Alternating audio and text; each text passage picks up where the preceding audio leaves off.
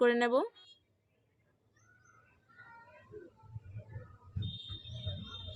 ঢাকনা দিয়ে ঢেকে। তো ব্লেন্ডার করা হয়ে গেছে, দেখিয়ে দিচ্ছি কীরকম হয়েছে। কোকো পাউডার দোকানের চাইতে কোনো অংশে কিন্তু কম হয়নি, সুন্দর কালারও হয়েছে, মানে ধরাই যাবে না যেটা বাসায় তৈরি করা হয়েছে, একদম কম খরচে।